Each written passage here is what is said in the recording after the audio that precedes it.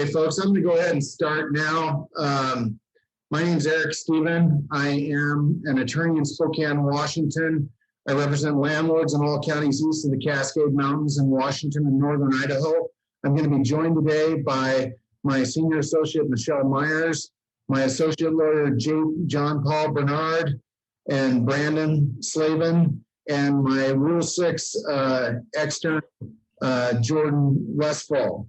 We're going to talk to you about legislative changes in the state of Washington.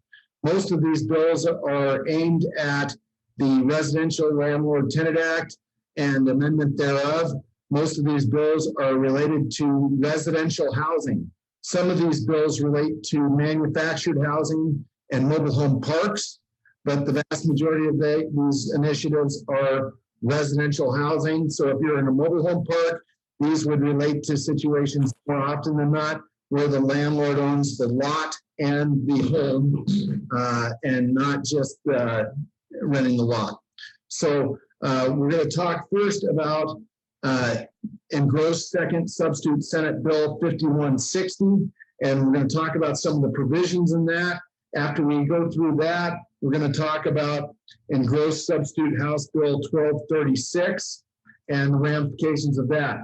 I'm going to be trying to offer some practical insight in how these bills will affect you from a practice standpoint, as well as just kind of going through the text of the bill and the important aspects of the bill. If we have time at the end, we are going to take some questions and answers potentially. I can't guarantee that. I don't know how long this is going to take.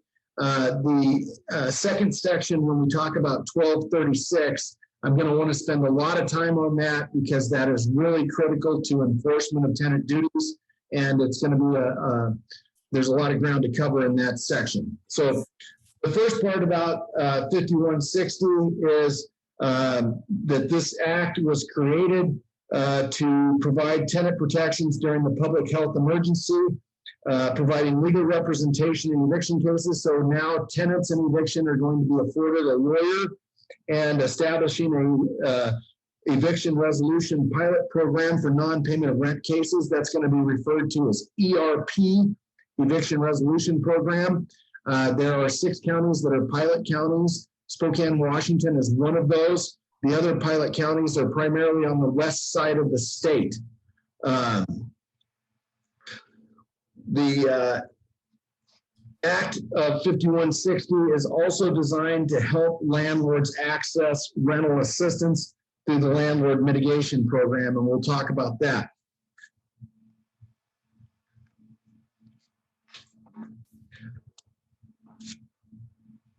The first section that I want to talk about is this on the screen is section number 2. This is a housekeeping section with respect to 5160. This bill just establishes some new definitions. It has a new definition for dwelling unit for the purposes of this act.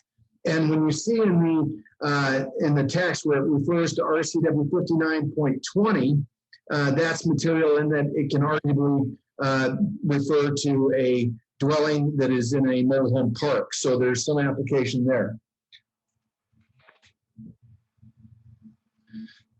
The next page talks about tenants, and this is a very interesting section when it says section 7 there, subparen 7, and it refers to the definition of a tenant. And it says a tenant refers to an individual renting a dwelling unit or lot, primarily for living purposes, including an individual with a tenancy subject to 5920, which is the Mobile Home Landlord Tenant Act, or any individual residing in transient lodging, such as a hotel, motel, or a camping area as a primary dwelling.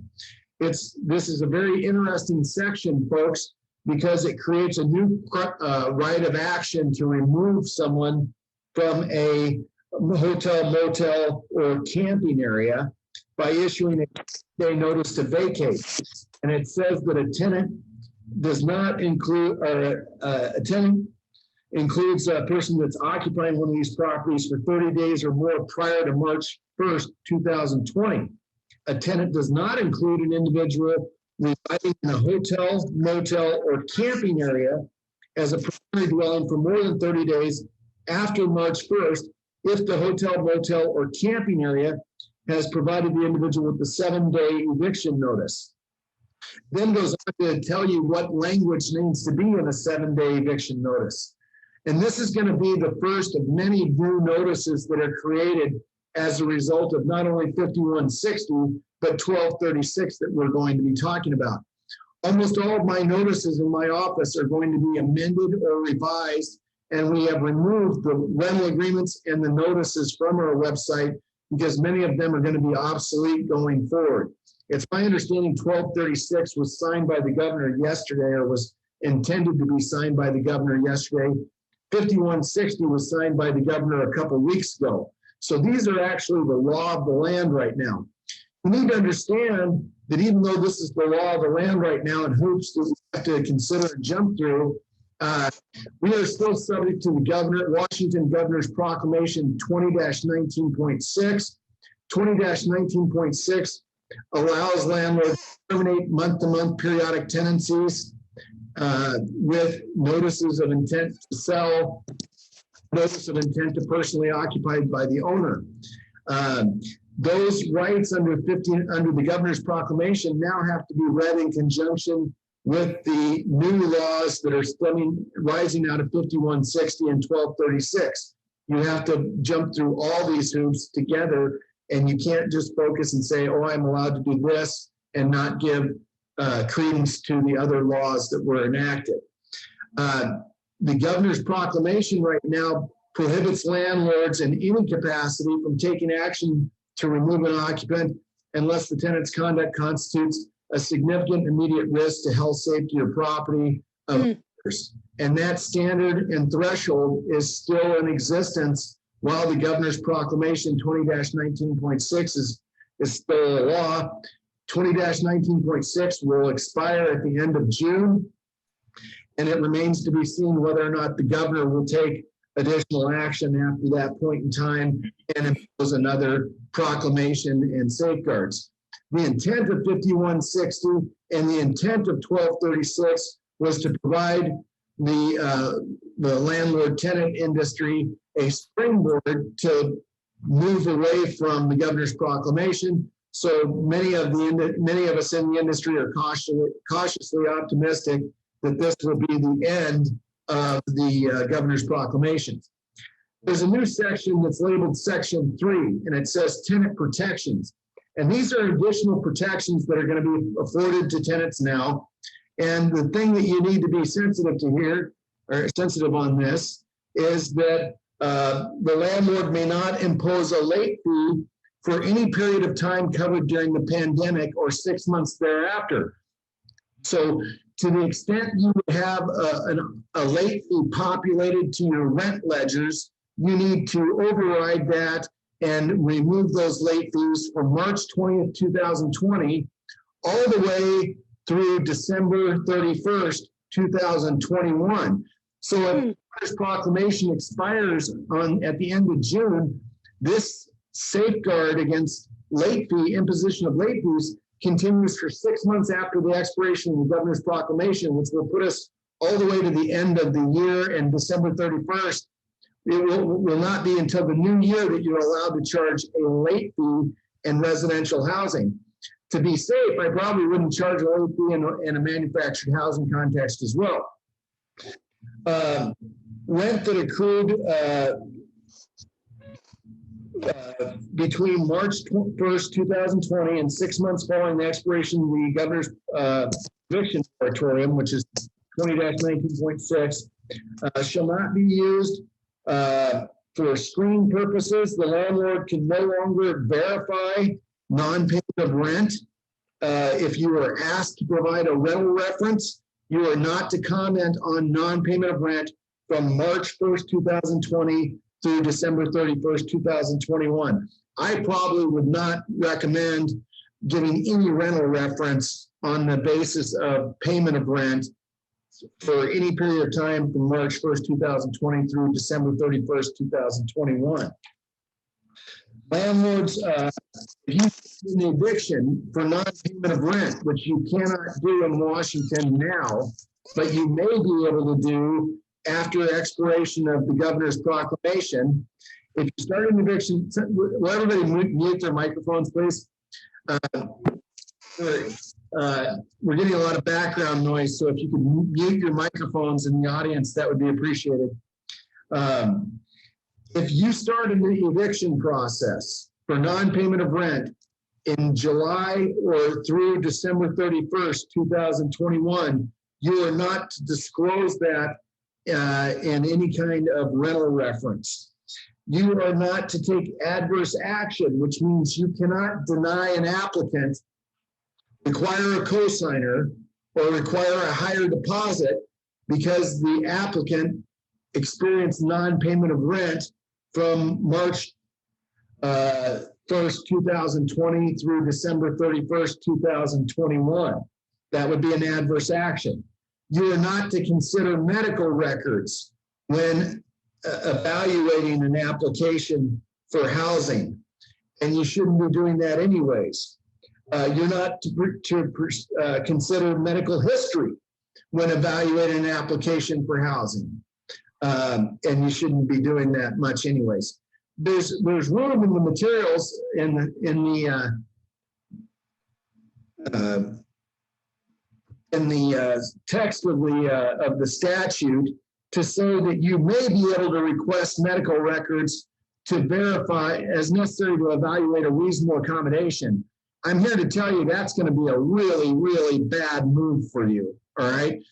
You should read FHEO 2020-01 that was released on January 23rd, 2020 that talks about reasonable accommodations. It specifically talks about reasonable accommodations for service and assistance animals.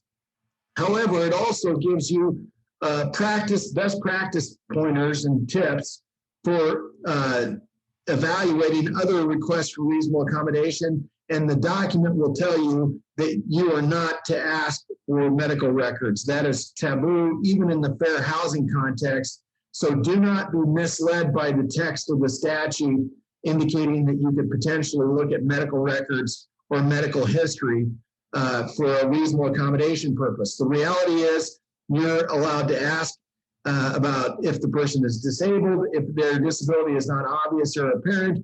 You are allowed to ask if there is a third-party verification of the need for the accommodation from someone in the know that has a relationship with the disabled person. And that's it. You're not to get into the nature or the extent of the disability condition in a reasonable accommodation. So do not be led astray by that. If you violate this new section, you're liable for 2.5 times the monthly rent plus reasonable attorney fees and costs. It will be the attorney fees and costs that put the hurt on you, not the rent amount in any damage claim. The next section is section 4. This is repayment plans. You should understand under the Governor's Proclamation 20-19.6, we have a duty with respect to any rent owed after February 29th, 2020 to invite the tenant to participate in a repayment agreement and to provide the tenant a reasonable repayment plan that is repayment plan that needs to be reasonable based on the tenant's individual health and financial and other circumstances. And that is required under the Governor's Proclamation 20-19.6 to make any money due after February 29th, 2020 an enforceable debt. And it's not until the tenant either refuses or breaches a reasonable repayment agreement that money due after February 29th, 2020 through the expiration of the Governor's Proclamation is even considered an enforceable debt. Those conditions precedent to treating money owed as an enforceable debt are still alive and well, notwithstanding these repayment plan terms in this new statute. So all of my clients, and I expect the folks that are in the audience today are clients of ours at Stephen Loftus, you've all been told to be issuing invitations for repayment. You've all been told to be providing the tenants with reasonable repayment agreements. I'm typically sending them a blank repayment agreement and asking them to contact us to negotiate these terms and conditions. I expect that you've been doing that. I expect that you'll be able to prove the dates and times when and the manners and how you provided those invitations for repayment and proposed repayment agreements. And that should all be going on before we even broach the repayment plan that is section 4 of 5160. So that's all going on. Then 5160 subsection 4 says that upon the expiration of the governor's proclamation, if a tenant has money owed remaining unpaid that was occasioned between March 1st, 2020 and 6 months following the expiration of the governor's proclamation, so December 31st, 2021, that the landlord must offer the tenant a reasonable schedule for repayment, and that a reasonable schedule for repayment does not exceed 1/3 of the rent that was occasioned during the pandemic. So you have to look at your rent amount that was charged to the tenant during the time of March 1st, 2020 through December 31st, 2021. And you have to propose a payment plan that is limited to 1/3 of the monthly rent charged. And that's actually now going to be your reasonable repayment plan, probably under the governor's proclamation. That's probably going to be your safe harbor, is that 1/3 of the rent is the monthly installment towards the repayment agreement. The terms of the repayment plan must be offered to the tenant before the landlord can proceed with an unlawful detainer action. And the statute essentially says that you're going to give this proposed reasonable repayment plan that's requesting payment on the money due at 1/3 of the amount of the rent 14 days before filing or proceeding with an unlawful detainer action. The way this is all going to go down, folks, is I would expect you're going to send a new 14-day notice to pay or vacate, and there's going to be a new form for that we're going to talk about, because RCW 59.18.057 was amended, and the last pay or vacate notice that we had is now obsolete. There's a new pay or vacate notice. So going forward, once the rent becomes subject to enforcement after the expiration of the governor's proclamation 20-19.6, I will expect landlords to issue a 14-day notice to pay or vacate. They will also issue a reasonable repayment plan and an invitation to enter into that repayment plan with a payment installment of 1/3 of the monthly rent. And then you're also going to have to issue an ERP notice. And right now, we have an ERP voluntary notice. Once the governor's proclamation expires, we will move to an ERP mandatory notice number 1 and ERP mandatory notice number 2. ERP mandatory notice number 1 will be served with the reasonable repayment agreement, with the 14-day notice to pay or vacate, and potentially with the CDC order, notice of rights. And then if the tenant contacts you and asks to set up a reasonable repayment plan and wants to sign that, you're going to be done for a little while. And you're going to enter into that repayment agreement. And I'll talk about some of the terms and conditions for that repayment agreement. If the tenant doesn't contact you, doesn't contact the Dispute Resolution Center, which we refer to as DRCs, and then you're going to have an election of remedies, and it would be to proceed with the unlawful detainer action upon issuing ERP notice number 2 at that point in time, I believe. If the tenant enters into a reasonable repayment agreement and then defaults on it, then you're going to have an opportunity to seek reimbursement from the landlord mitigation program, and we'll talk about that in a little bit. When you go to eviction for non-payment of rent under this subsection 4 of 5160, the court is now going to consider the tenant's circumstances, including decreased income, increased expenses due to the COVID pandemic, and the repayment terms that were offered during the unlawful detainer proceeding. This is highly unusual, folks, because one, the evidence rules for the country and the state of Washington typically say that the court's not to consider evidence of settlement negotiations. This statute changes all that. The new statute goes on that says that any repayment plan entered into under this section must not require payment for the first 30 months. So the tenant can agree to make payment, but you must not require payment for 30 months after entering into the repayment agreement. It must cover only rent and not late fees, attorney fees, or other damages. It must allow the repayments from any source of income, and the repayment agreement must not include provisions that condition the tenant's compliance on compliance with the rental agreement, repayment of attorney fees or costs, or repayment of other costs in litigation, or the requirement that the tenant apply for governmental assistance or benefits. And the repayment agreement can't waive any of the tenant's rights to notice under RCW 59.12.030, which is the Unlawful Detainer Act statute that relates to eviction proceedings. So so to the extent that you devise one of these repayment agreements and there's a breach, there's a question in my mind as to whether or not you need to issue a notice to pay or vacate under 5918.057, under 5912.030 subparen 3 before you proceed to unlawful detainer. I tend to think you probably will need to enter into that or issue that new notice to pay or vacate, but I'm not convinced. And that's a practice point that we have to work out going forward and figure out exactly what's intended in this. And that's something I'm going to be spending some time on.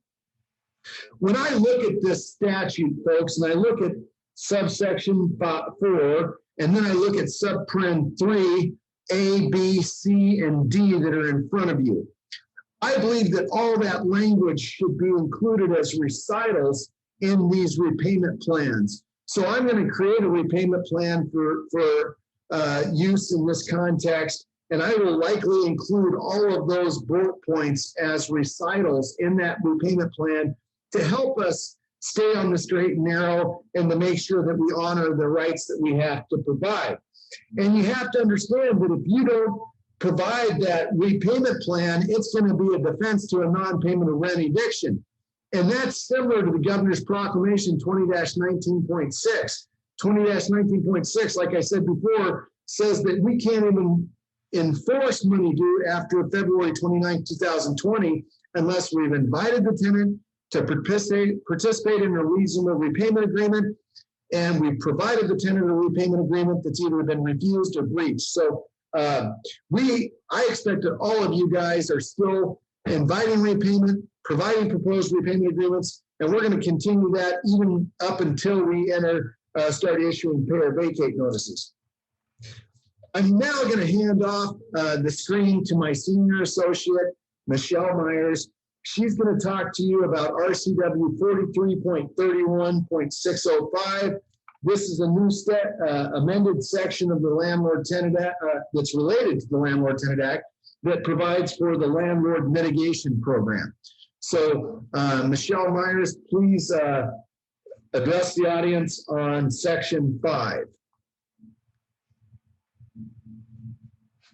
Okay, so section 5, which starts on the bottom of page 5 of 5160, is the Landlord Mitigation Program. It is administered through the Department of Commerce. This program has been in place for some time now, and many of you have probably already navigated through it to some degree, but 5160 did make some changes to it. In regards to pre-tenancy, something that hasn't changed is that the program still authorizes up to $1,000 in reimbursement for landlords who make improvements to their property if they rent the unit to a tenant whose housing subsidy was conditioned upon those improvements. Landlords are required to pay the initial $500 for those improvements, and then they can submit an application for reimbursement with proof of payment to get reimbursed for up to $1,000. Now, the initial $500 that the landlord does expend for these improvements it's not recoverable, but anything over $500 up to $1,000 would be. So Moving on to, oh, I guess the program also includes up to 14 days of lost rental income from the date of offer of housing to the applicant whose housing subsidy was also conditioned upon passing an inspection. So we also have this program also provides for reimbursement to landlords who have obtained a money judgment against the tenant after an unlawful detainer action, or if there's a default on a repayment agreement that the tenant breached under 410 to reinstate tenancy during the course of an unlawful detainer action, or even a breached repayment agreement that was entered into under 610, which is the pre-move-in costs, first, last deposit, things like that. So any claim for reimbursement made pursuant to repayment agreements under 410, which Mr. Steven just discussed, and Jordan will probably elaborate a little bit more on as well.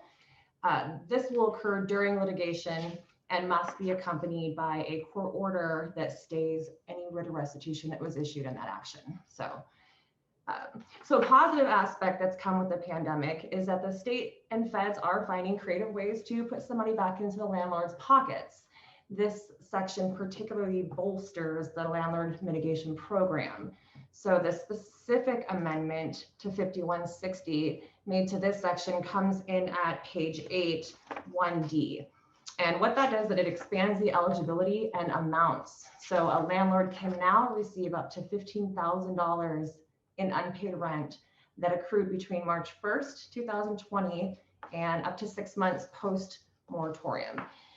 If the tenant is low income, limited resourced, or experiencing hardship, and they had to voluntarily vacate the premises as a result. The landlord can also get up to $15,000 reimbursement in any remaining unpaid rent if a tenant defaults on a repayment plan that's entered into under Section 4 of this act that Mr. Steven just spoke about, provided tenancy has not been terminated at the time of reimbursement. So an important note is that if the tenant does vacate the property because of an unlawful detainer action that was filed for non-payment, the landlord will not be eligible for reimbursement under this particular program. So the idea is to preserve the tenancy, essentially.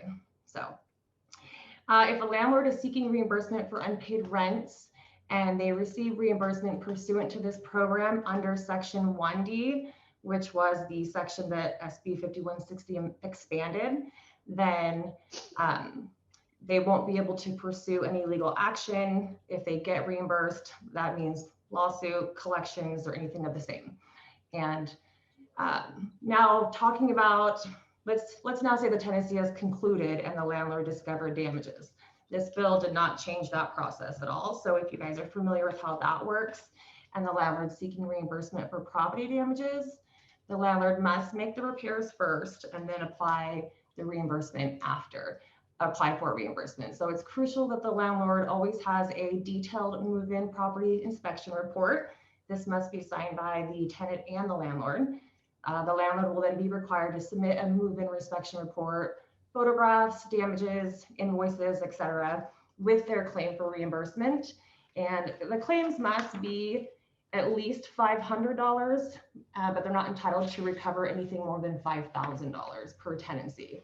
And just to be clear, like I said, the minimum claim must be $500, but unlike the pre-move-in reimbursement, that initial $500 is claimable. So this is a first come, first served basis program. So we really want to stay on it. And if you are denied a claim that was submitted under this section without a judgment in place, you can pursue a civil action to seek a judgment first. And then if successful, you can resubmit your claim that's then supported by the judgment. So unfortunately, right now, it looks like the program is designed to reimburse landlords only. Third-party agencies and subsidy providers may not receive funds through this mitigation program at this time. But more information about that is on the Washington Department of Commerce website. So, and then just moving right into Section 6, because it relates to the mitigation program as well. This actually relates specifically to 615, which is just a landlord mitigation program account.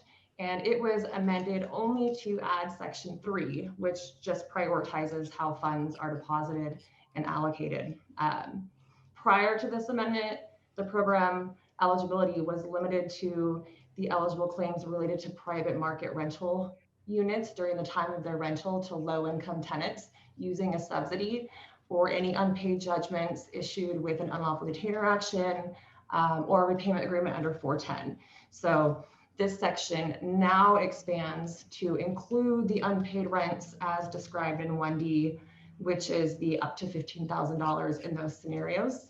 But again, it's first come, first serve, and in most cases, the tenancy must remain intact. So it's also very important that when you're navigating through this program, the DOC has real sufficient checklists. So pay attention, follow accordingly, and provide everything it asks for, because if you do submit a claim and you don't submit everything, that may result in a denial, and then that will require you to resubmit again, which will place you back at the bottom of the queue. So, and that wraps up section 5 and 6.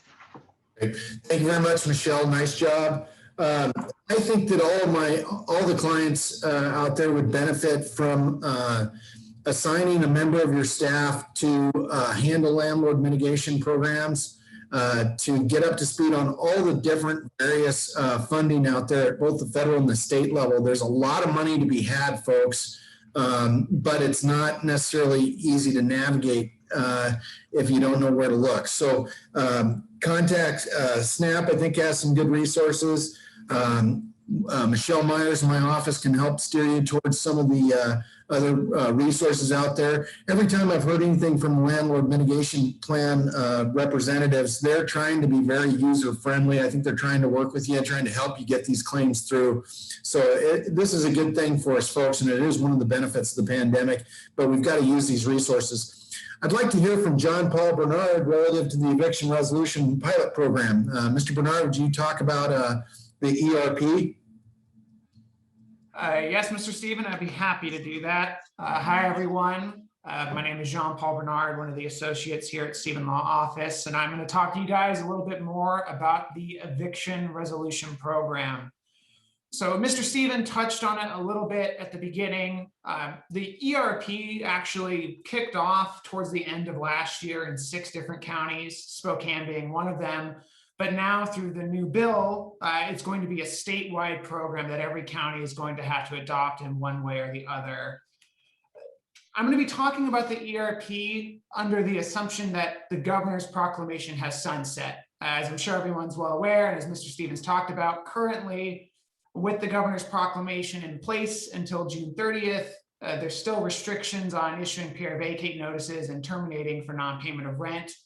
The ERP, once that actually really gets off the ground and the governor's proclamation lifts, the ERP actually contemplates you issuing a pair vacate notice along with the ERP notice. And we'll talk a little bit more about that right now. So the ERP under the statute's really designed for non-payment of rent cases, at least in terms of how the statute's drafted. Through ERP, if you have a tenant who's not paying rent, you're going to have to issue a notice to pay rent or vacate under 5920-0303. And you're also going to have to issue an ERP notice notifying the tenant of the ERP process, how to contact the dispute resolution center, as well as providing contact information for the parties involved. The statute at section 3, which you can see at page 13 of the bill, it gives an overview of what the minimum information in the ERP notice needs to be. But the reality is that a lot of counties are going to develop their own notices per county. For those of you who have tenants and do housing in Spokane, you've already seen this. Mr. Stephen touched on this before. We currently, with the governor's proclamation, have a voluntary notice for Spokane that we're using. And once the proclamation lifts, there's actually a separate tier 1 and tier 2 notice process that Spokane's developed. And if you're in Spokane, you're going to use the local notices created by the county. And you see the authority to do this if you move forward onto page 14 of the bill at section 7 of this part. It says right there that every county and every administrative office has the ability to develop their own local notices and procedures. So the statute here gives a broad outline of the minimum that you've got to do for ERP, But I think the reality that we're going to see is every county is going to do things a little bit differently. Every county is going to have their own notices, and it's vital that you follow whatever the local notices are. The rest of the statute here talks about how the ERP is going to have to do some annual reports. It's ultimately going to sunset on July 1st of 2023, at least as drafted now. But the future is not written in stone. It very well could be a thing where the ERP is codified for a longer period of time or amended in the next legislative session. We don't know for sure yet. A couple of things to keep in mind with ERP, and perhaps it might be best just to kind of walk through a hypothetical. So let's say that we've got Larry Landlord and Terry Tenant. And Terry, unfortunately, has fallen behind in his rent, and Larry Landlord wants to take action. So what's Larry supposed to do? Well, Larry is going to have to issue a pay or vacate notice as well as an ERP notice. The pay or vacate notice is going to be driven by the RLTA.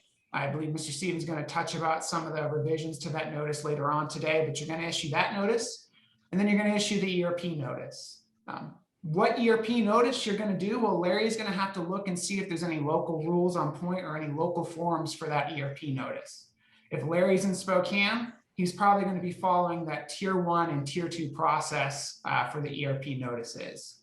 If for whatever reason Larry's in a county where they don't have a local notice, well, then Larry's going to have to issue an ERP notice that has at minimum all the information provided in section 3 on page 13 of the bill.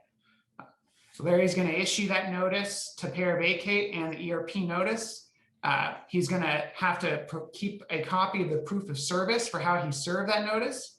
He's going to have to send that notice to whatever dispute resolution center is in his county to notify them that he's issued this notice and that he's trying to take steps towards terminating for non-payment of rent. And then he's got to wait and see the full 14 days for the pay or vacate notice to expire before taking any other action. The ERP contemplates having to do all of this, notifying the DRC, issuing the ERP notice before you even start the lawsuit. So before you file the summons, before you file the complaint, you've got to issue the pay or vacate notice, you've got to issue the ERP notice, and you have to wait the full 14 days before it expires. What happens after the 14 days, again, I think is going to be driven a lot by local rules. If you're in a county that doesn't have any local rules, I think technically the statute allows for you to file the case after the 14 days have expired. Section 5 of the bill at page 13 towards the bottom talks about, you can file the case, it just can't be heard until after you've got certification from the DRC. So again, what this means for Larry is if Larry's in a county that doesn't have any local rules on point, he issues the pay or vacate notice, he issues the ERP notice, he notifies the dispute resolution center, he waits the 14 days. If there's been nothing through the DRC at that point, I think the statute allows for him to file his case, but he actually has to wait for the ERP to do or for the DRC, dispute resolution center, to go through their whole process and issue certification saying that Larry complied with ERP before he can actually have his case be heard. And I think that includes, getting default orders, or if the case goes to hearing, the case can't move forward until you've got certification from the DRC saying that you've fulfilled the eviction resolution program requirements. Again, talking about Spokane specifically, as Mr. Stephen touched on before, you're going to issue that tier 1 ERP notice with your pay or vacate notice. And then after that, when you actually take steps towards filing the summons and complaint in Spokane, you're going to issue that tier 2 notice at that time. And again, you've got to wait for the DRC to issue certification before you can actually have your case be heard. And I think that about covers what we're going to be looking at for the ERP part of it.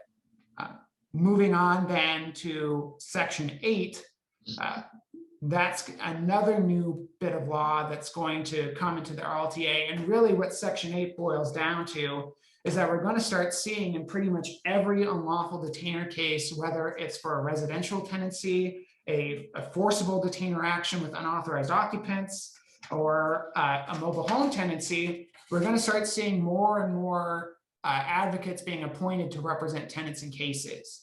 Section 8 actually requires civil legal aid to try to get together some kind of plan where for every unlawful detainer case, the defendant's going to have some kind of counsel appointed for them.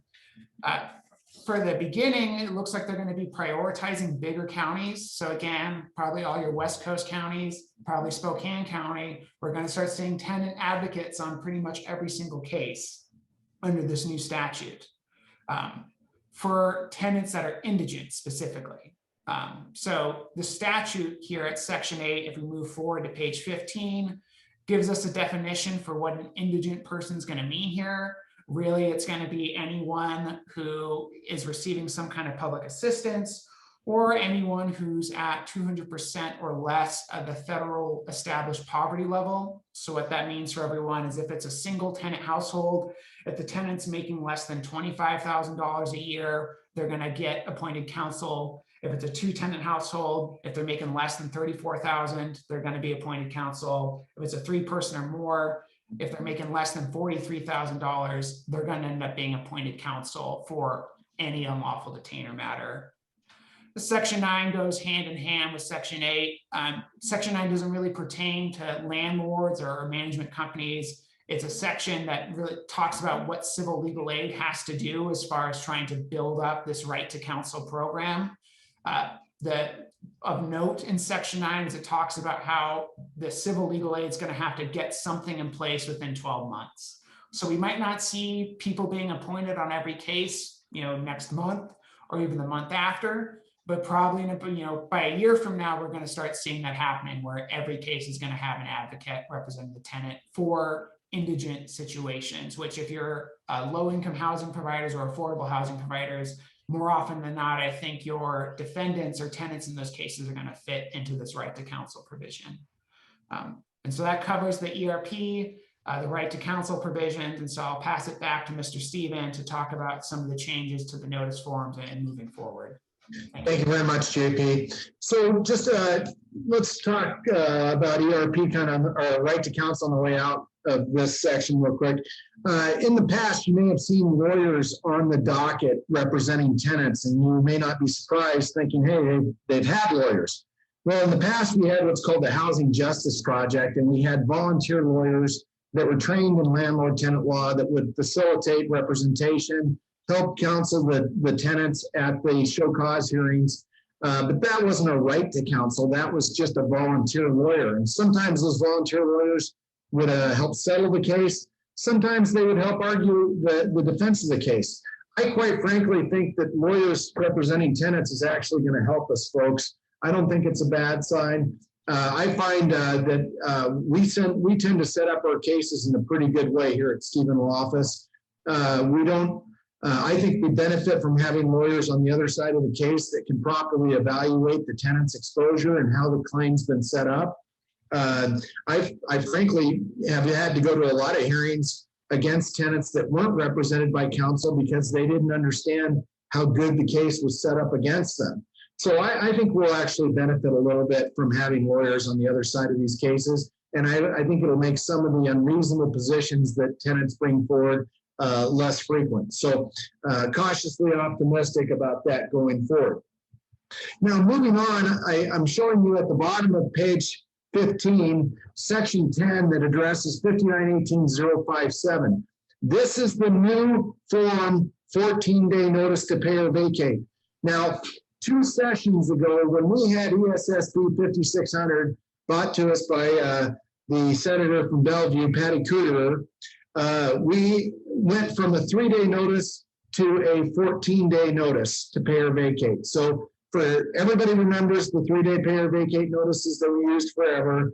Then we went to a 14-day pay or vacate notice. And then last legislative session before this one, we had a new 14-day notice to pay or vacate. Now we get our third 14-day notice to pay or vacate. Your second 14-day notice to pay or vacate is an obsolete form. You must update your 14-day notice to pay or vacate, and it must meet this new section 10 of 5160. It's found in the statute 5918-057. If you click on the legislative website, you're going to want to click on the amended version of the statute, and it gives us a new form. The language in the form is changed just slightly so that it apprises tenants of the right to a lawyer. It provides the tenant some direction on resources on how to defend these cases. Once again, this 14-day notice to pay or vacate is only for pure rent, no late fees, no damage money in it. The only distinction or only time when you can include money that's not pure rent in this form is going to be when you have an installment payment agreement, as alluded to by Ms. Myers, that arises out of 5918-610, I believe, that allows the tenant to require the landlord to set up an installment and payment agreement at the onset of the tenancy for deposit money, non-refundable fees, and last month's rent. And if you have such an installment payment agreement in writing that was entered into at the initiation of the tenancy, then you can treat those monies due as unpaid rent for purposes of issuing this 14-day notice to pay or vacate. But other than that, it's only pure rent that goes in the pay or vacate notice. You cannot be using this for damages, attorney fees, or any other money. The important part of this form that I want to bring to your attention is actually not even in the form itself, which I expect you'll have to champion, but on the recitals and the additional terms that follow. And it says, and this is a particular note, folks, and it relates to what Mr. John Paul Bernard was talking about with respect to the eviction resolution program. It says, subpart 2, upon expiration of the eviction resolution pilot program, established under subsection 7 of this act, the landlord must provide the notice required in this section to the dispute resolution center located or serving the county in which the dwelling unit is located. It's a defense to eviction under 5912.030 that the landlord did not provide the additional notice under this subsection. So even after the expiration of the ERP, you still have to provide the ERP notices going forward indefinitely. And I'm very concerned about this because it doesn't indicate when it's going to sunset. And all I can do is cross my fingers and hope that at some point in time we would amend this statute and kick this out of there so we don't have to keep providing those ERP notices even after the expiration of the ERP program. The form required does not abrogate any additional notice requirements for tenants required under federal, state, or local law.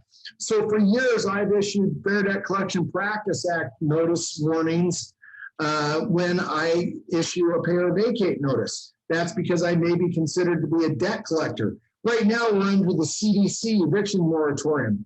The CDC eviction moratorium requires debt collectors that are engaging in a non-payment of rent collection act proceeding, like an unlawful retainer for non-payment of rent, to provide a notice of CDC rights. Now, most of the time, property managers aren't considered to be debt collectors, but there are times where you could be a debt collector, especially if you take a new client and you haven't been contacting all that client's tenants over the course and their tenant portfolio over the course of the last several months or years, and then immediately start issuing pay or vacate notices. That's one of the opportunities for a property manager to become a debt collector.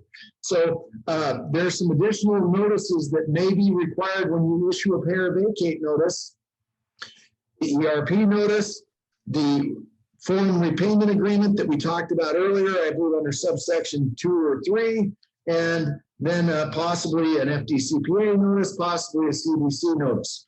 Lots going on here with respect to issuing these notices. There's a theme here, folks. Spoiler alert, the legislature does not want landlords to evict for non-payment of rent under any circumstances, and all of this legislation is designed, in my opinion, to be a deterrent for landlords to evict for non-payment of rent. This goes back to ESSB 5600 from Patty Cooterer, and it's been a theme for the last 3 years. They emasculated our ability to recover attorney fees in the past. They've made it extremely difficult for landlords to proceed in unlawful retainers for non-payment of rent. They've allowed tenants to lose the eviction action and then request reinstatement of their tenancy. All that, in my opinion, is designed to discourage landlords from evicting for non-payment of rent. Notwithstanding that, I think you have to use these tools. They're difficult to use, or more difficult to use than they used to be, but we need to use them. And I do not expect any landlord to let a tenant live rent-free after the expiration of the governor's proclamation and these pandemic safeguards.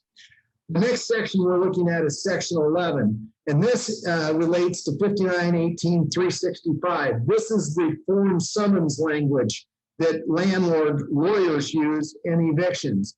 If you're filing your own evictions and doing your own stuff, well, you shouldn't probably be in this chat group right now. I think you're way over your head, but this is the new summons that's required. I expect that the lawyers doing these actions will adopt these new summons. I don't think there's a whole lot for us in that subsection, other than the fact that they've slightly changed the language in the summons that we will be issuing.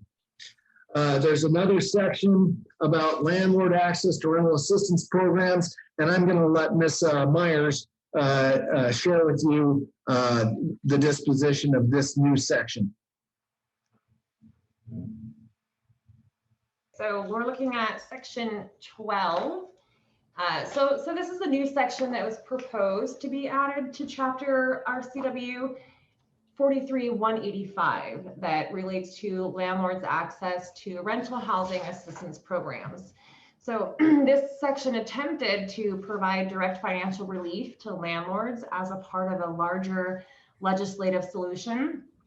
However, the governor found that in doing so, it actually created an entitlement for landlords to receive rent assistance without sufficient framework to prioritize resources to those landlords who actually have greater needs. So while this section was considered, it was vetoed by the governor and it will not be integrated into law.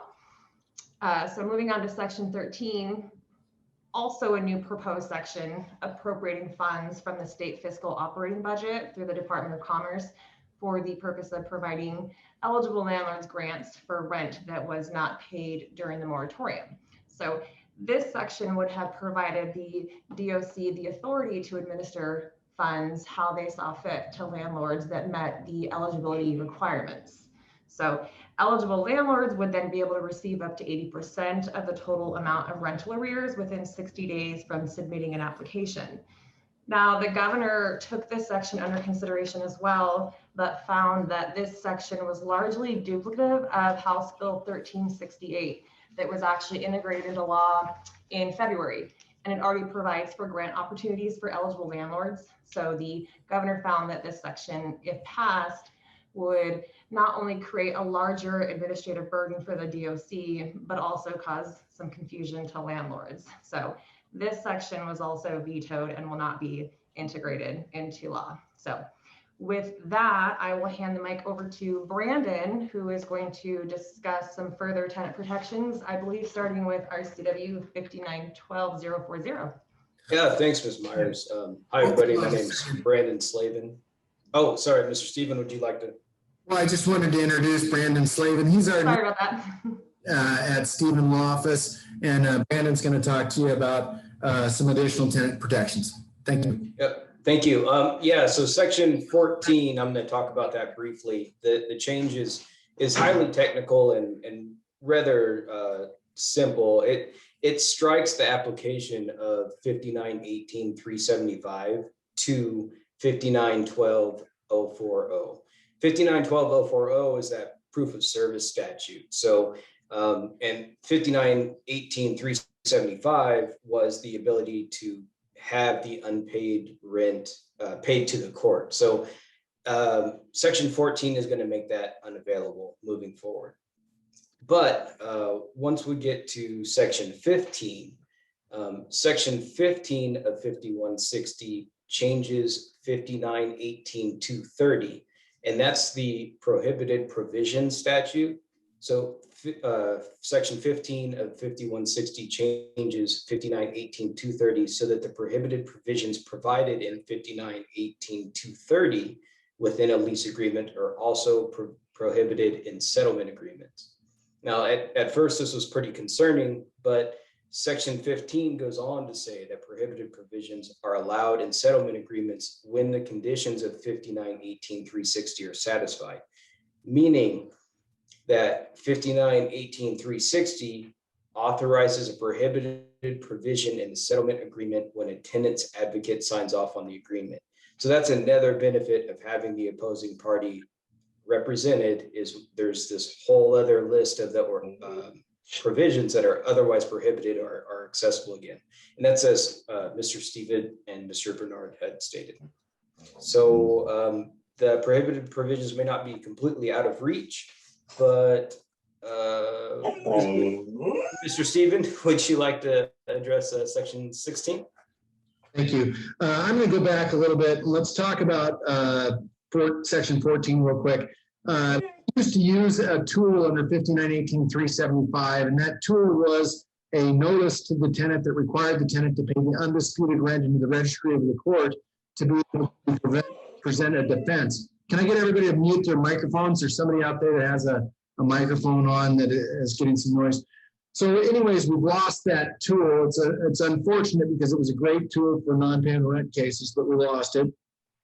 Then moving forward to 5019-230 that Mr. Slavin talked about, that section of the Landlord Tenant Act prohibits terms and rental agreements that purport to waive the tenant's rights or have the tenant agree to indemnify or hold the landlord harmless. I still see a lot of rental agreements in the industry that include sections on indemnification, sections on hold harmless. I see those sections that specifically relate to damages caused by third parties and injuries on the property.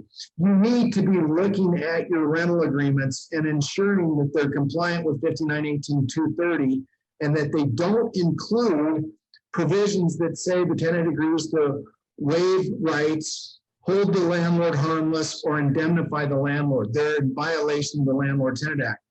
59.18.230, as Brandon and Mr. Slavin indicated, has been further revised to say that you can't waive the tenant's rights in an unlawful detainer context, so an eviction context, when you settle the case. And the way this new section of 5019-230 subpart 1B is going to be implicated is going to be when you have a litigant in an eviction action that wants to settle the case but doesn't have a lawyer. And that's when you're going to get into hot water with respect to that new provision potentially applying. If the tenant has a lawyer, they can agree to, because the legislature is going to deem those people sufficiently protected. So just understand some new rights under 59.18.230.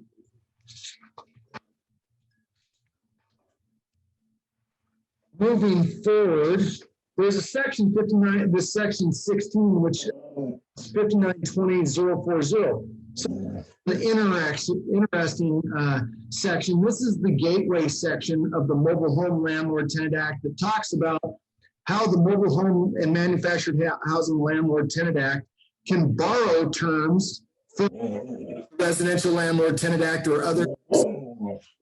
Please mute your mics, folks. The revision to 59.20.040 is material in that it provides the right of counsel for indigent tenants in the manufactured housing context. So for evictions, not only residential tenants, but evictions that relate to manufactured housing tenants, mobile home parks, they will also get a right of counsel. Now I'm going to hand off the mic to Jordan Westfall. Mr. Jordan Westfall is a newcoming Rule 6 extern in my office. Jordan is a crackerjack student and is going to be an incredible lawyer when he finally gets to take the bar. And Mr. Westfall, please tell us about Section 17. Thanks, Mr. Stephen. So Section 17 makes a small revision to 59.18.410. And 59.18.410 has been substantially revised in the last few legislative sessions to help tenants facing eviction redeem or reinstate their tenancies through the courts, all the way up until the execution of the writ of restitution.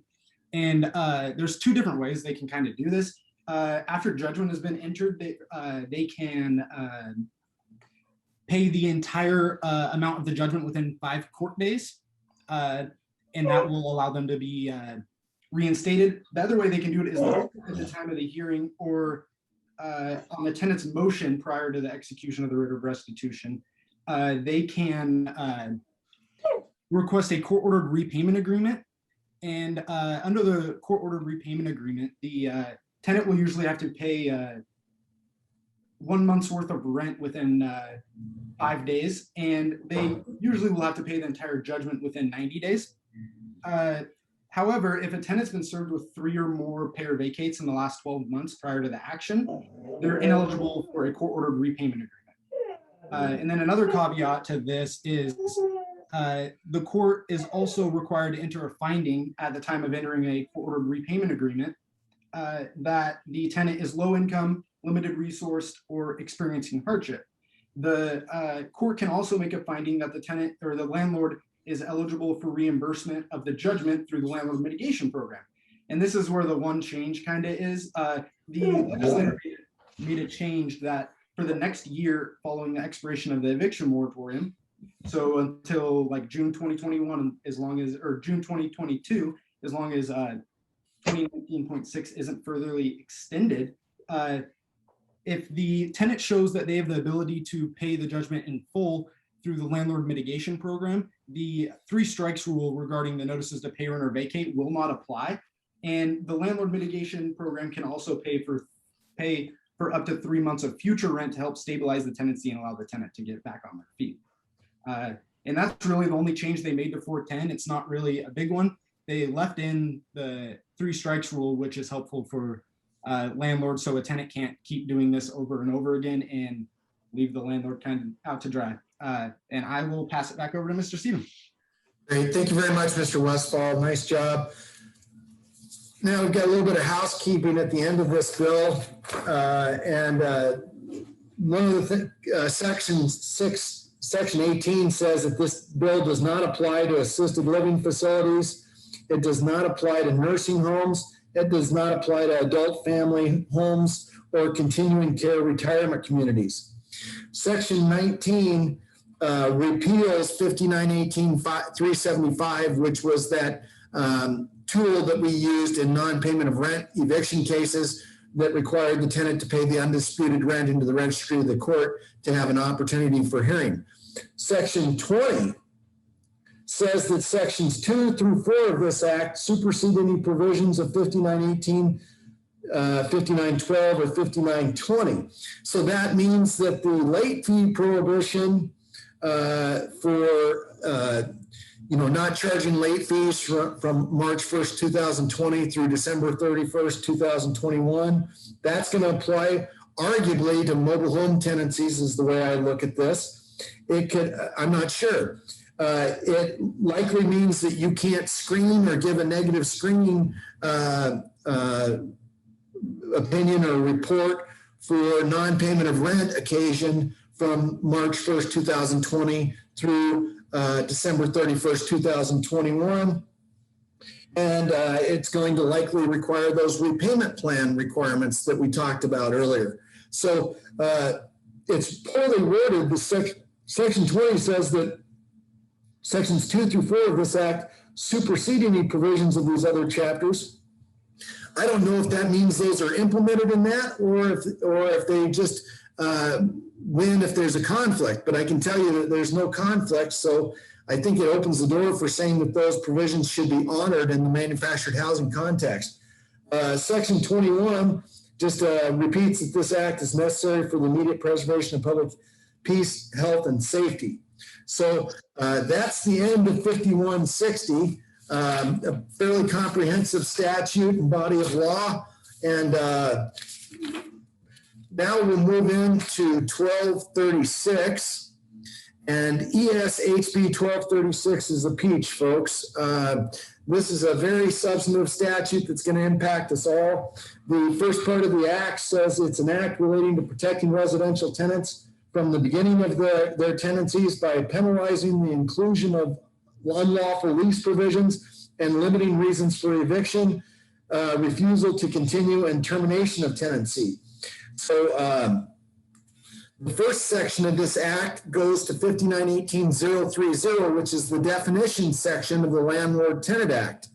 And it modifies the Landlord Tenant Act in a few different ways, none of which I think are very material. And then it gets us to one of my favorite issues, rental agreement or lease. I always have clients that like to argue with me about what's a rental agreement and what's a lease. This puts it to rest. I've never thought it was a great distinction. Everybody argues, well, hey, it's a rental agreement if it's from month to month, and it's a lease if it's for a term. Well, the Landlord Tenant Act doesn't really look at it like that, folks. The Landlord Tenant Act says that rental agreement or lease means all agreements which establish or modify the terms, conditions, rules, regulations, or any other provisions concerning the use and occupancy of a dwelling. So I expect that you'll all use written rental agreements. I expect that you all will use rules in addition to your rental agreement and a number of addenda. And those addenda will be smoke detector addenda, mold addenda, crime-free housing addenda, carbon monoxide addenda, and all the other required addenda. And I'm sensitive to the fact that when I first started representing landlords 31 years ago, the residential lease document was about 2 pages, and the commercial rental agreements at that time were about 26 pages. Now, a residential rental agreement is about 150 pages, and a commercial rental agreement is about 26 pages. So I understand we're killing a lot of trees. I understand that the rental agreements that we're handing to tenants are so voluminous that there's a very little opportunity for the tenant to actually know and understand the rental agreement. It's unfortunate, and I think the legislature's lost that. I believe that you will be well, that you would do well, and it is a best practice point to sit down with the tenants at the onset of the tenancy. And when you're talking to your new applicants that have been accepted, walk through the rental agreement with them, walk through the rules with them, let them know what you anticipate from them with respect to performance of tenant duties. Let them know that you're going to be a good landlord, but you live in a community and that you expect and hope for them to have some pride of ownership in their tenancy, and that you want them to take pride in the place they're living at, and foster those types of concepts, folks. One of the more important revisions of the definition section of 5918.030 are the new terms that relate to immediate family. And immediate family includes state registered domestic partners, spouses, parents, grandparents, children, including foster children, siblings, and in-laws. It defines subsidized housing and refers to rental housing for very low income or housing, low-income households that is a dwelling unit operated directly by a public housing authority or its affiliate, or is insured, financed, or assisted in whole or in part through one of the following sources: federal program or state housing assistance program administered by the Department of Commerce, the Washington State Housing Finance Commission. That would be tax credit, an affordable housing levy authorized under 8452, a surcharge authorized under 3622. And then it talks about transitional housing, gives us a definition of transitional housing. Means housing units owned, operated, or managed by a nonprofit organization or government entity in which supported services are provided to individuals and families that were formerly homeless, with the intent to stabilize them and move them to permanent housing within a period of not more than 24 months or longer if the program is limited to tenants within a specified age range, or the program is intended for tenants in need of time to complete or transition from educational training or other service programs. Then it gives us a new section, and this new section number 2, folks, this is the meat and potatoes, all right? This is why you're all here. This is the new cause eviction statute. You should be downloading ESHB 1236. You should be looking hard at section 2 of this bill. This is the new cause eviction statute. It says a landlord may not evict a tenant or refuse to continue a tenancy or end a periodic tenancy for cause enumerated in subsection 2. The landlord, if a landlord and tenant enter into a rental agreement that continues for an indefinite term on a month-to-month basis, the landlord may not end that lease or that tenancy except for the causes that are enumerated herein.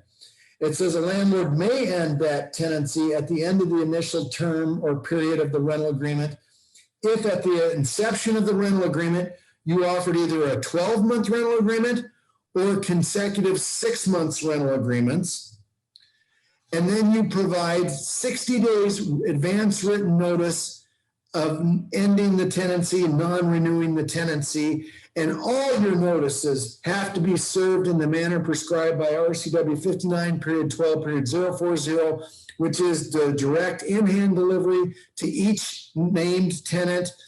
I always recommend delivering as many copies of the notice as you have tenants in occupancy.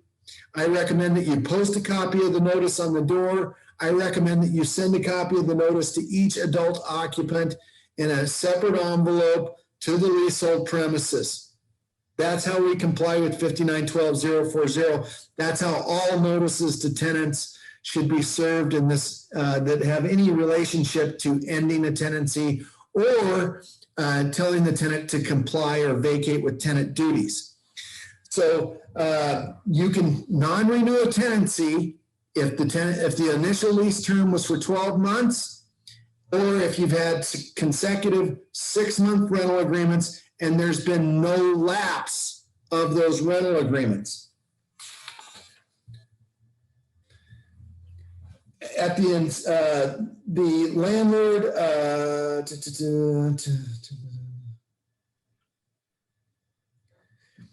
you have a break in these consecutive rental agreement periods. So if you've had a lapse in the rental agreement, you are allowed to still exercise these powers of non-renewal if you get back under lease for at least 6 to 12 months within 3 months following the expiration of the governor's proclamation.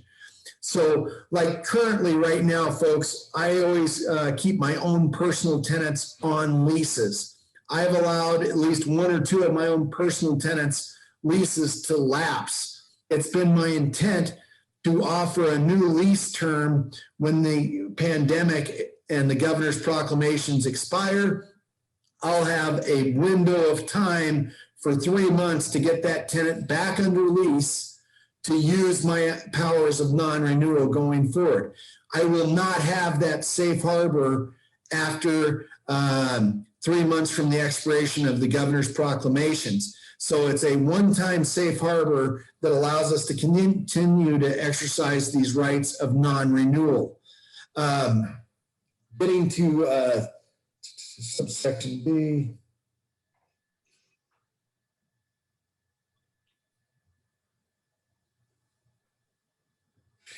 When we go down to subsection F here, it says a tenant may end the lease for a specified time, about providing 20 days notice. So in the past, we used to all enjoy this ability to terminate a month-to-month periodic tenancy with the 20-day notice. Now the tenant alone enjoys that opportunity to terminate without cause by issuing a 20-day notice. Landlords, I don't want you to think in those type of terms any longer. Subsection 2A, and subsection 2 of this, at the very bottom of the page, is really the start of the cause basis to terminate these tenancies. And 2A is your issuance of a 14-day pay or vacate notice. The statute's poorly written because it says that the tenant continues in possession after default and payment of rent after notice issued under 59.12.030 subparen 3, and it refers to the time period set forth in 59.12.030 subparen 3. Well, 59.12.030 subparen 3 still refers to a 3-day notice for commercial tenants, but it now requires the 14-day pay or vacate notice under 5918.057 for a residential tenant. So subparen 2A is your ability to terminate a tenancy for non-payment of rent after the expiration of the governor's proclamation, which prohibits that, by issuing a 14-day notice to pay or vacate. I'll expect you'll be issuing that 14-day notice to pay or vacate with a proposed repayment agreement that requests repayment at 1/3 of the rent amount, and also with an ERP notice and potentially other notices under state or federal law. Subparen B is your ability to issue a notice to the tenant for material program violation or material violation of a term of a lease or violation of a tenant duty, so long as the violation by the tenant does not relate to monetary damages. And this is essentially our old 10-day notice to comply or vacate. Now, it doesn't say comply or vacate. It says that the landlord's to give written notice specifying the act or omissions of the tenant constituting a breach of tenant duties and requiring in the alternative that the breach be remedied or the rental agreement will end. So we're going to have to change our comply or vacate notices slightly to talk about remedying the breach or having suffering the end of the rental agreement. Subsection C is a 3-day notice to quit for waste or nuisance. And this is a big departure from 5912.030 subparen 5, which was our old waste or nuisance statute. And when we used to deal with 5912.030 subparen 5, we were allowed to issue that notice for nuisance, waste, or unlawful business activity. This new subsection 2C gives us the ability to issue this notice for nuisance, waste, unlawful activity that affects the use and enjoyment of the premises, or other substantial and or repeated and unreasonable interference with the use and enjoyment of the premises by the landlord or neighbors of the tenant. This is a much broader scope to a 3-day quit for waste or nuisance, guys. We're going to have to use this tool. Now, if you've heard me talk and do trainings in the past, I've always told you that the 3-day quit for waste or nuisance is like giving a cat a bath. And I've always said that because you tell somebody to vacate in 3 days notice, they aren't going to be able to do it very often, all right? And if you've ever given a cat a bath, you'll remember what that was like for both you and the cat. And it's a very memorable experience. I've done it, and it's horrific, all right? But when I issue these 3-day quit notices for waste or nuisance, I know that I'm going to get my hands wet. I know that I'm going to come out of this with some scratches, and it ain't going to be a great deal. And if you decide to issue a 3-day quit for waste or nuisance, even under the new expanded scope of this statute 2C, you're going to be giving the cat a bath. I like to build up to those notices. I like to give a lot of comply or vacate notices before I give the 3-day quit for waste or nuisance. And then I think I have a great opportunity for winning that case. If I get too aggressive with that waste or nuisance case, I think I've got a great opportunity to lose the eviction case in court because it's a very aggressive remedy. So I really want to talk to you before you use that. Now, that said, I got to tell you guys, I think this new statutory scheme is going to make it easier for people like me and people like you to evict tenants for cause. I think the door is going to open and it's going to be a much wider threshold for eviction for cause. I think the judges are going to see how repressed we've been in our ability to enforce tenant duties, and that we are going to get relief from the courts more liberally going forward.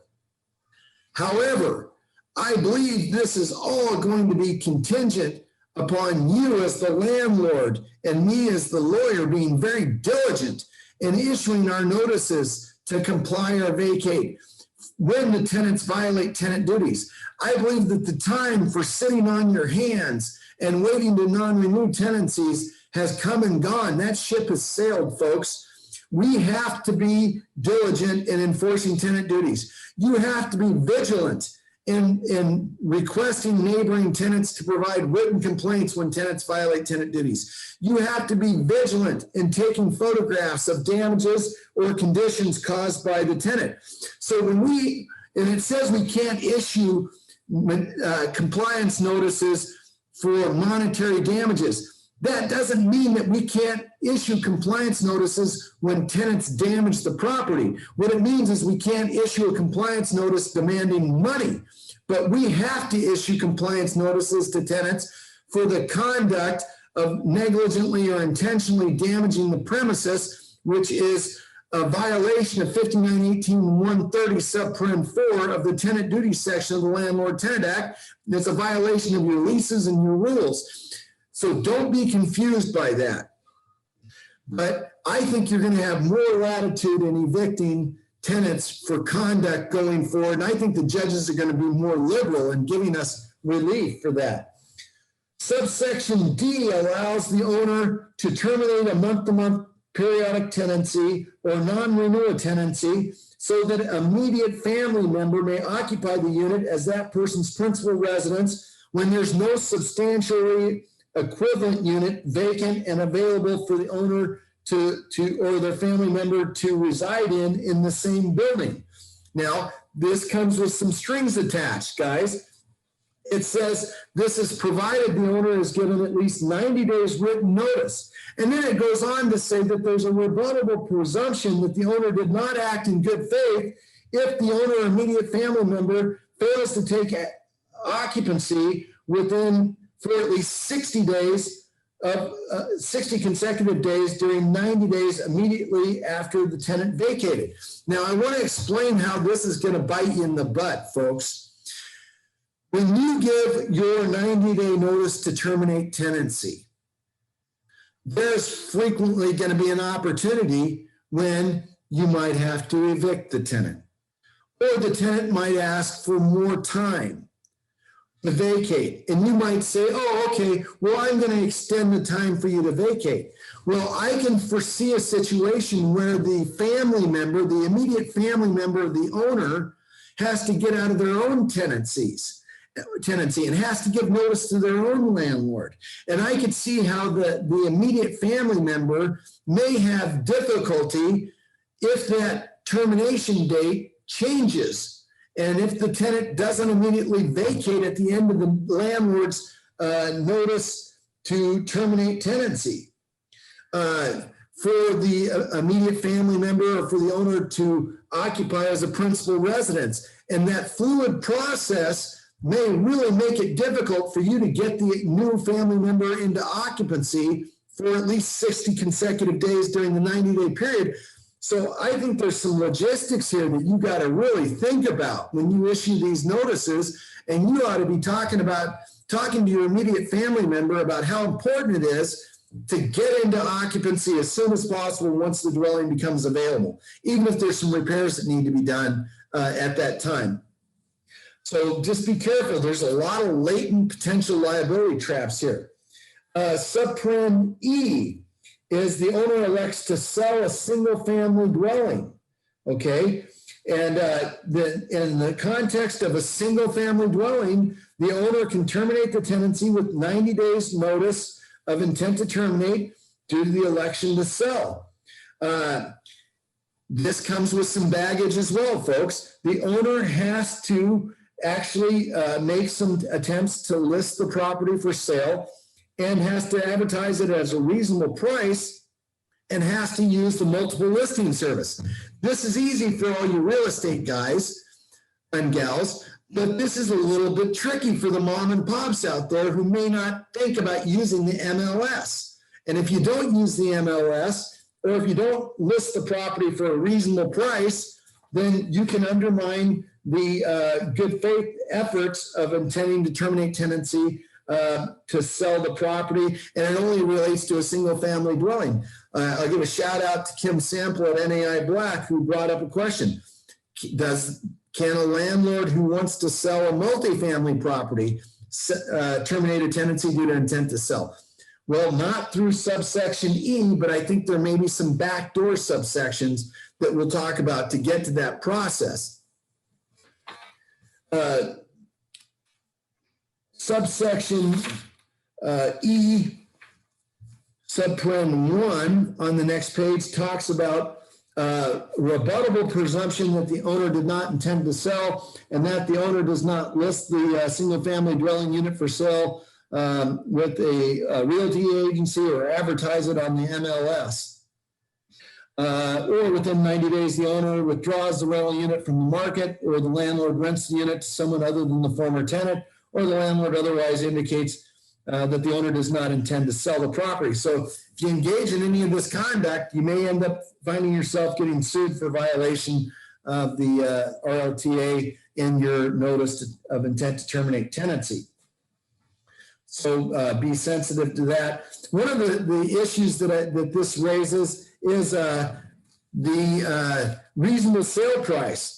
I think that's a real tough deal for landlords and for real estate agents in this market. Everything I'm hearing is that properties are selling more for more than their listing price. I'm hearing that there are multiple offers coming in on a lot of properties. How you determine a reasonable price in this market is really difficult, in my opinion. I don't think that's fair at all, but it's something that you're going to have to navigate through, because if your sale price is unreasonable, it may not happen. A good friend of mine has an incredible property in Kauai on the North Shore, and the guy had to list it for sale due to his wife, but they put it at an astronomical price, and it hasn't sold for quite some time. Might be a situation where it would violate the statute, even though it's a prime property, and who knows what it's worth. But be thoughtful when you're engaging in this process and setting your sale price. Digressing back and continuing forward. Subparen L allows 30 days written notice to vacate due to intentionally knowing or material misrepresentation or omission made in the tenant's application at the inception of the tenancy that would have resulted in the landlord requesting additional information or taking adverse action. Once again, adverse action in the context of screening is requiring a cosigner, requiring a higher deposit, or some other enhanced collateral or security over and above which you would request from all the other applicants. And this gives us a notice to terminate the tenancy during the misrepresentation during the application process. And this should probably go into your rental agreement as well as be a part of your notice process going forward. I told you at the beginning, I'm having to revamp all my notices. This is one of the new notices that's being created as a result of the new laws. Subsection M is 60 days advance written notice to vacate for other good cause prior to the end of the period or rental agreement. Such cause constitutes legitimate economic or business reasons not covered or related to a basis for ending the lease as enumerated under subsection 2.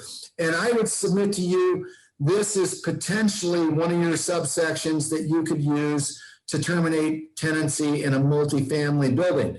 Now, I would probably issue such a notice not only under this subsection M, but I'd probably also issue it under 59-18-200 with 120 days notice to cover my backside so that I didn't get into a lot of hot water.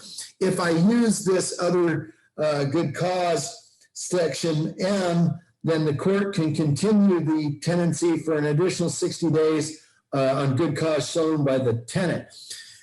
This new cause statute is very similar to how I will handle evictions that I was using under 59-12-030. And that is to say that I'm going to try to use as many subsections of this statute when I try to terminate a tenancy. I'm going to try to create lawsuits for eviction that rest their basis on as many subsections of subsection 2 of 1236 as possible, because I'm going to always argue to the judge in the alternative that if I don't meet the threshold for one subsection, I do meet the threshold for some of the other subsections. So understand that we want to make these notices cumulative if possible. Subsection N is 60 days written notice to vacate prior to the end of the period or rental agreement where the tenant has committed 4 or more violations other than monetary damages within the preceding 12 months, and the tenant has remedied or cured the violation, provided the landlord has given the tenant written warning at each prior violation. And a substantial breach of material program requirements of subsidized housing, or a substantial breach of material terms of the lease, or substantial breach of tenant obligations has occurred.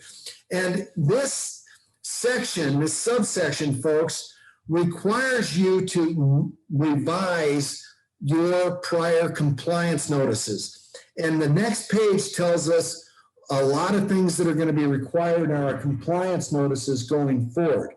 And what it says is that each warning notice issued previously must specify the violation, must provide the tenant an opportunity to cure the violation, which is comply or vacate, must state the landlord may choose to end the tenancy at the end of the rental term if there are 4 or more violations within a 12-month period at the end of the term, and state that correcting the 4th and subsequent violation is not a defense to ending the lease under this subsection. So what this subsection contemplates, folks, is that you're going to give 3 comply or vacate notices. The comply or vacate notices are going to include this additional language that the landlord may choose to end the tenancy at the end of the rental term if there are 4 more violations within a 12-month period preceding the end of the term, and state that correcting the 4th and subsequent violation is not a defense to ending the lease under this subsection. You have to have all that language in your new comply or vacate forms, folks. When you served your final 4th comply or vacate or warning form, you serve that with a new 60-day notice to terminate tenancy. And I have to create that notice. The 60-day notice to vacate is going to be, it's going to have to state that the rental agreement will end on a specified time upon the specified ending date of the rental agreement or the designated date, not less than 60 days after the delivery of the notice, whichever is later. Which means that you can't use this 4th agreement except to non-renew a tenancy if it's under lease. If it's not under lease, then you can issue this notice for a time that is 60 days going forward that doesn't match with the lease term. You've got to specify the reasons for ending the lease with all supporting facts. It has to be served to the tenant concurrently with or after the 4th or subsequent warning notice, which is going to be a comply or vacate notice. And any notice asserted under this subsection must pertain to 4 or more separate incidents or occurrences. What that means is you can't issue 4 notices on the same date for the same occurrence. 1 saying that you had an unauthorized occupant, 2 saying that you were smoking in the building, 3 saying that you caused a disturbance to the peace, and 4 saying you caused damage if it all relates to the same occurrence. You can't be disingenuous in building that up. It has to be successive occurrences or instances. The notice, the 60-day notice, has to have all the prior comply or vacate notices appended to it.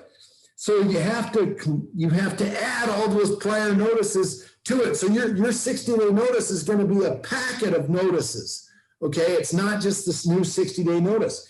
And you still have to prove every one of these prior violations when you go to evict. You don't just have to say, oh, we had all these other violations and gloss over it. You will need direct witness testimony and evidence presented on all those prior violation notices to carry the day. Subparen O of this, subsection 2, gives the landlord the ability to give 60 days advance written notice to vacate prior to the end of the rental period or rental agreement if the tenant is required to register as a sex offender or failed to disclose the requirement to register as a sex offender when required to do so in the rental application process. So you had the 30-day misrepresentation earlier for other misrepresentations, But if it's a sex offender status misrepresentation, it's going to be a 60 days notice at the end of the rental agreement. Subsection P is 20 days notice to vacate at the end of the rental period or rental agreement if the tenant has made unwelcome sexual advances or other acts of sexual harassment directed at the property owner, property manager, employee, or another tenant that is based on the person's race, gender, or other protected class, protected status in violation of any covenant or lease terms. So this seems great at first blush that you have this new 20-day notice to vacate, but you got to tie it into the sexual harassment that is based on the person's race, gender, or other protected class status. I think it'll be a heck of a lot easier to prove that based on gender than any other protected class status. But I'm at a loss, folks, as to how that will carry the day on a regular basis when you have this other element of proof that you have to tie in protected class status to the harassment. Kind of crazy stuff, but I think it's going to go to your testimony that I think this happened because I was male. I think this happened because I was female. I think this happened because I aligned to cisgender or transgender or whatever. And I think that's where that's going to come in, folks.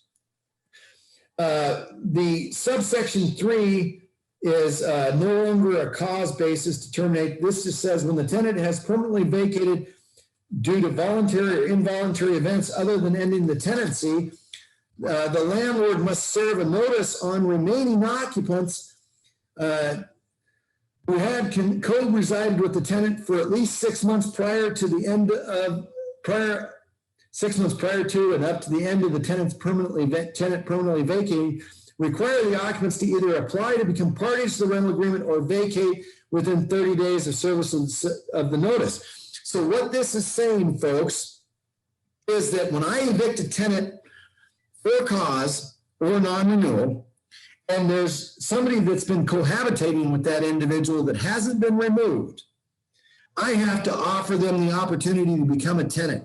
And the practice pointer here, folks, is if you have unauthorized occupants in existence at the time that you are taking action against the tenant, you need to be providing notice to those unauthorized occupants that they're not supposed to be here. All right, the unauthorized occupants aren't tenants. They weren't defined as tenants because they didn't meet that new tenant definition that we talked about earlier. So we want to be giving these unauthorized occupants notices to quit because they're there without the consent or permission of the owner or color of title. We want to be including unauthorized occupants in compliance and termination notices. If we don't include those unauthorized occupants in all those other vehicles we're using against tenants, we are creating the opportunity where we're going to have the unauthorized occupant become part of the rental agreement, and we're going to have to offer them to become part of the rental agreement. This subsection does not apply to subsidized housing, but it will apply to all your market rate housing. And once again, this is a call to action about diligence. You absolutely need to be diligent in giving these people notices, all right? Not only the tenants, but also the unauthorized occupants. It's really critical, folks. A landlord who removes the tenant in violation of the new cause eviction statute is going to be liable for 3 times the monthly rent plus economic and non-economic damages or 3 times the amount of rent. So they either get their economic and non-economic damages or 3 times the rent, whichever is going to be greater is my guess, plus reasonable attorney fees and costs. It's the attorney fees that kill you. And then subsection C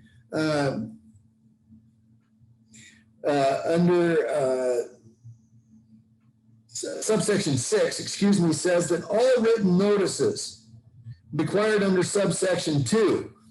So this is another practice point, guys. This subsection 6 says all written notices must be served in the manner prescribed by 5912.040. We already have that. And then it says all written notices must identify the facts and circumstances known and available to the landlord at the time of the issuance of the notice that support the cause or causes with enough specificity so as to enable the tenant to respond or prepare a defense to the incidents alleged.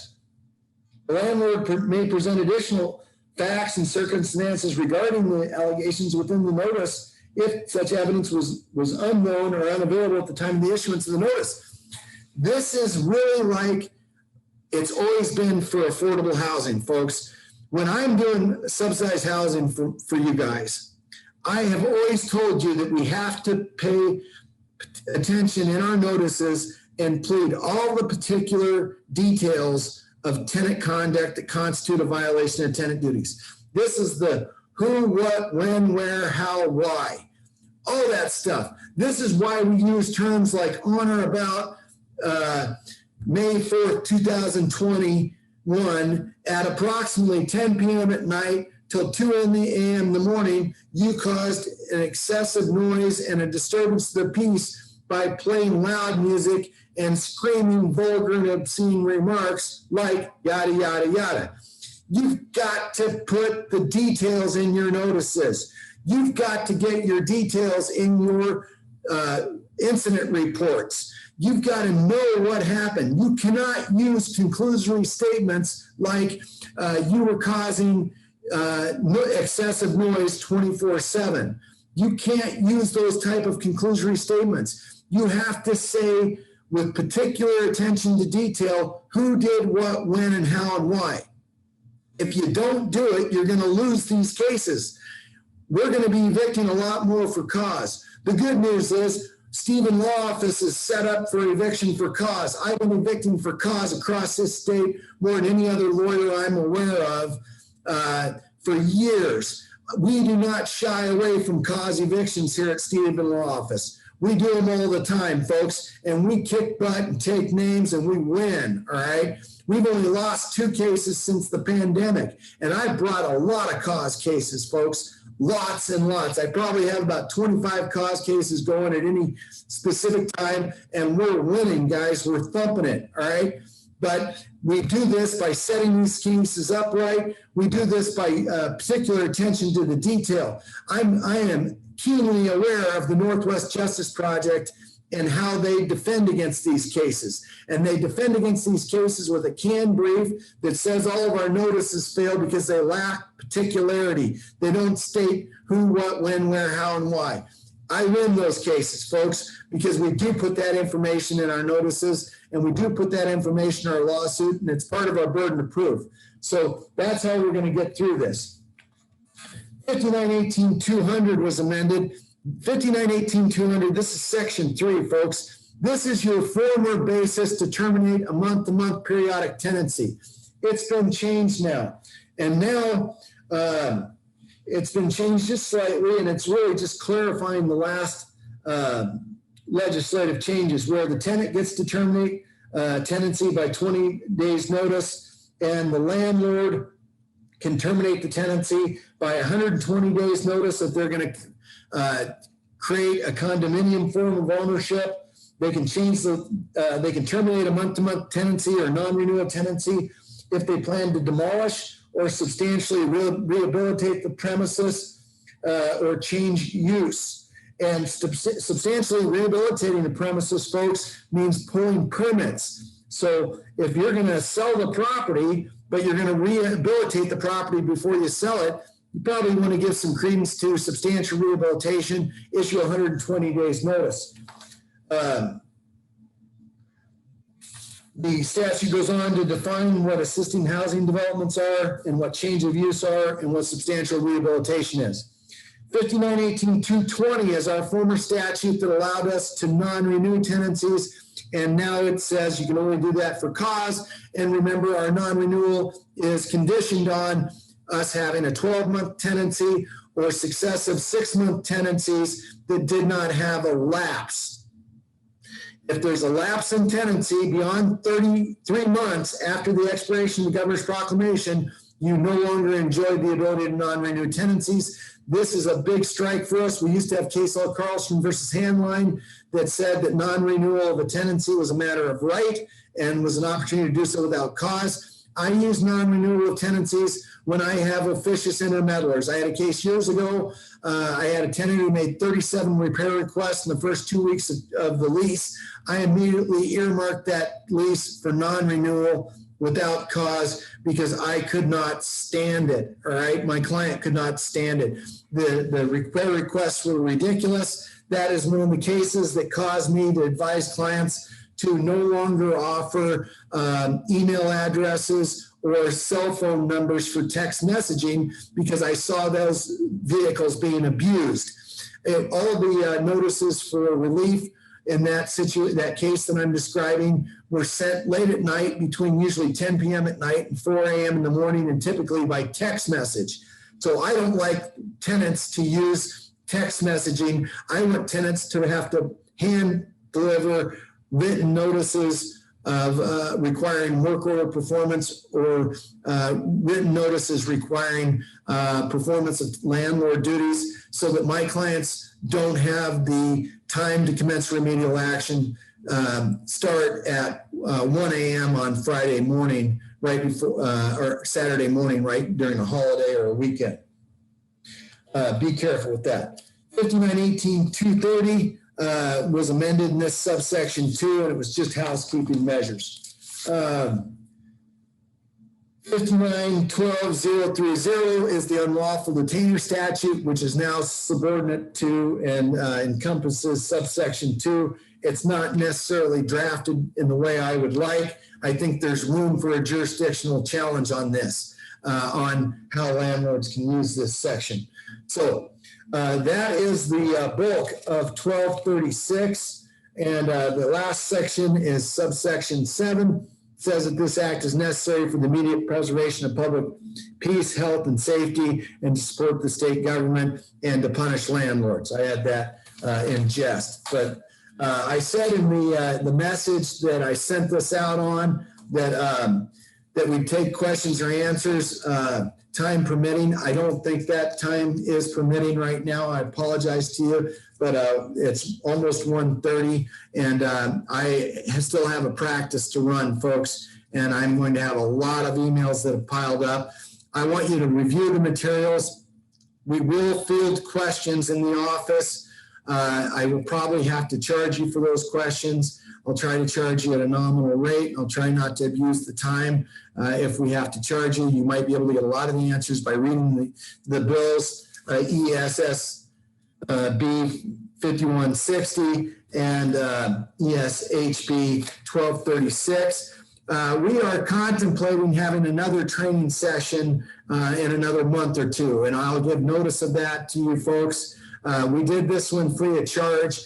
I appreciate you as clients. I appreciate the opportunity to work with you. I value my relationships with all of you. I wanted to give this training session free of charge to you so that you would have the benefit of being exposed to the new laws. We've recorded this session, so you should be able to in the very near future, share the recording with your other staff members if you choose to do so. I appreciate you, and I am going to end the session now. I will give you notice if we do another one of these down the road. And as I said in my other message, you know, we're going to be haunted by the cliche. We're all in this together. I think we're going to be all in this together for a long time. And I'm sorry it's become so difficult. It's certainly not my idea. I've been trying to challenge a lot of these laws and lobbying for your benefit. Thank you very much. I wish you the best and take care.